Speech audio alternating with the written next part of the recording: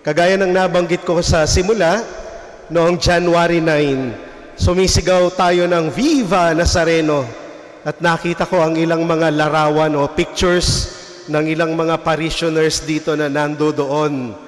I'm sure sumigaw kayo doon ng Viva Nazareno, no?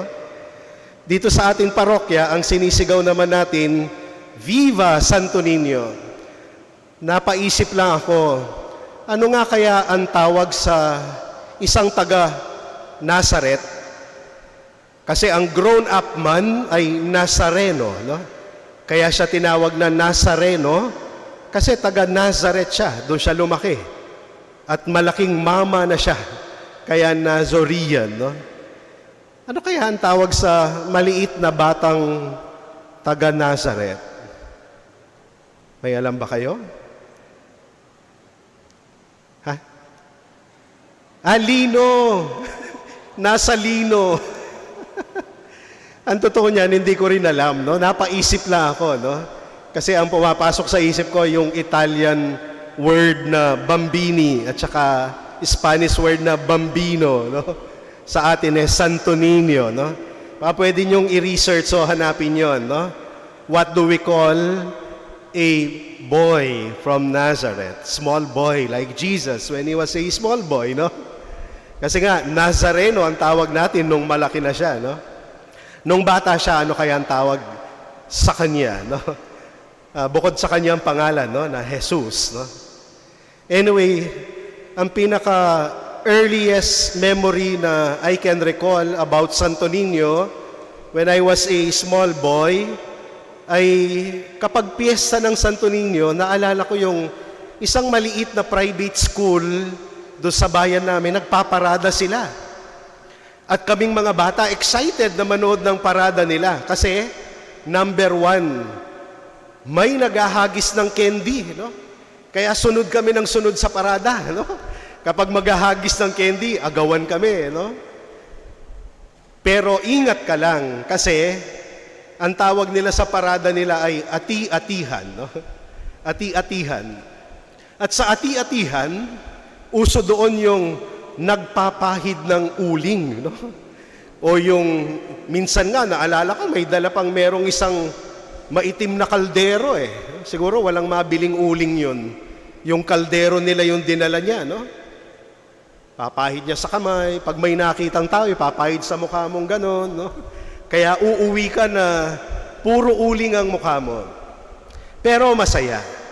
Masaya dahil sa mga bata, natututunan, nakikilala ang Panginoong Yesus na Santo Niño na namimigay pala ng candy at masaya palang kasama, masayang kalaro.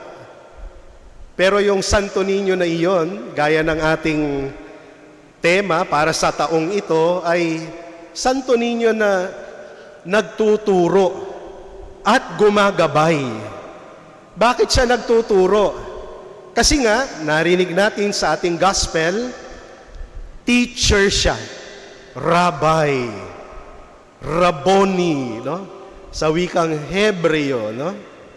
Kaya kung gusto nyong maging iba o medyo maging parang tunog sosyal, ang tawag nyo kay Ma'am Banji, imbes na Teacher Vanji, no? Rabbi, teacher, no? Nagtuturo siya. At ano ang pinakamaganda sa itinuturo ni Jesus, no? Ito rin yung narinig natin sa Ebanghelyo. Narinig natin kung saan ka bumagsak, doon kanya pupulutin, ibabangon, tuturuan. Saan bumagsak si Levi? Saan nadapa si Levi? Sa kanyang paningilan ng buwis. Doon siya nangungupit eh. Doon siya nandadaya. Doon sa table na iyon, doon sa upuan na iyon, doon sa kanyang panulat na iyon. Pero doon niya pinuntahan, doon niya dinaanan, doon niya pinulot, doon niya tinawag si Levi. Sabi niya, "Come, follow me." Halika, sundin mo ako. At yun nga, kung saan bumagsak si Levi, naku, dun din pala lalabas ang kanyang galing.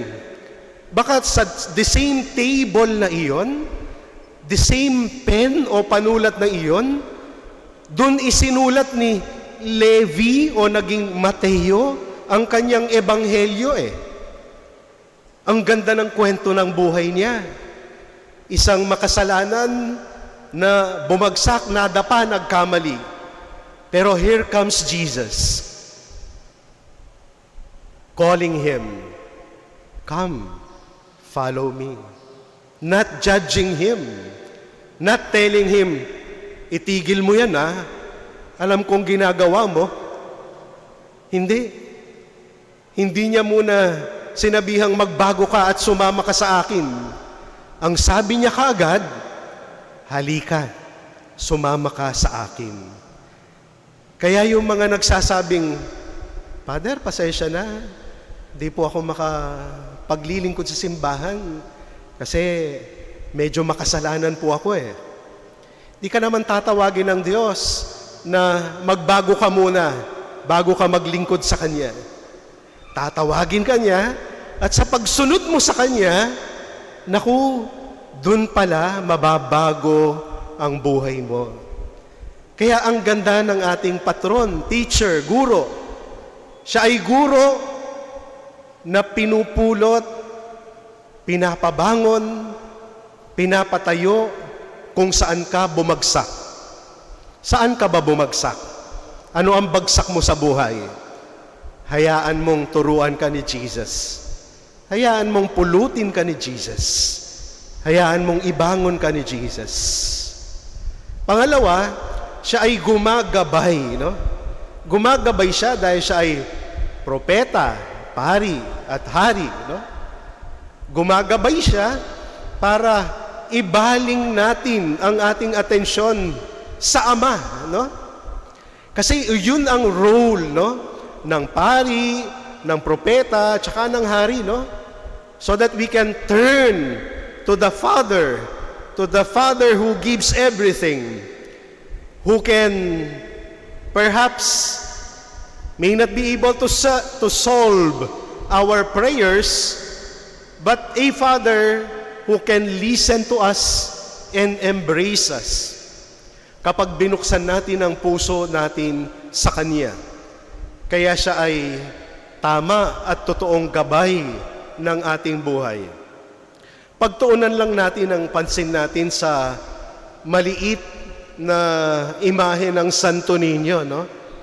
Actually, pag pinagmasdan mo ng mabuti ang ating imahen, ang cute-cute pala niya kasi namimintog ang kanyang pisngi.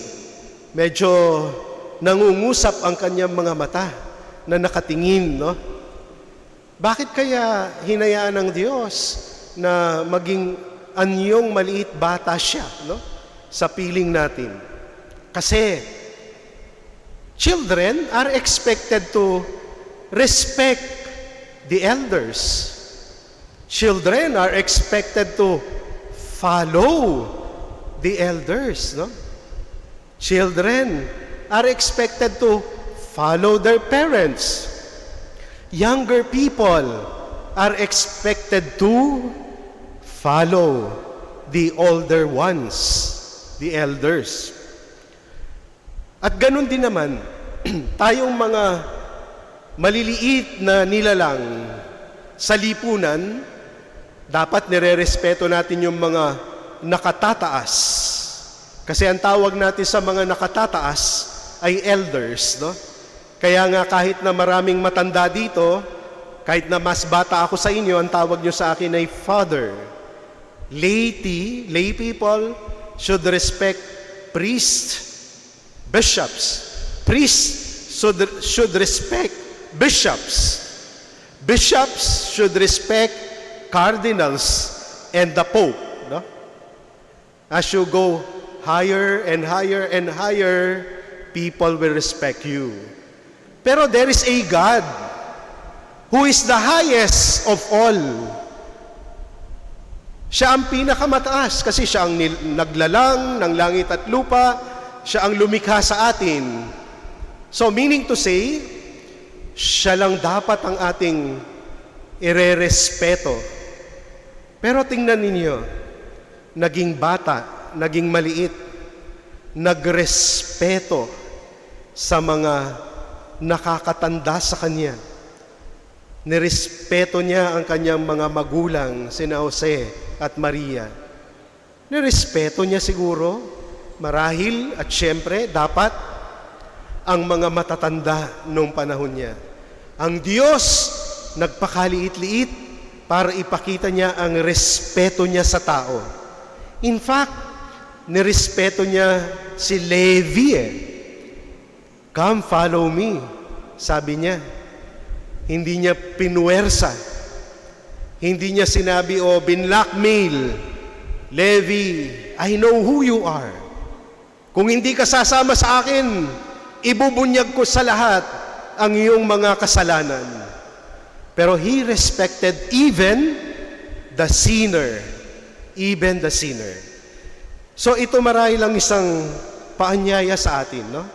Such a great love of the Santo Niño.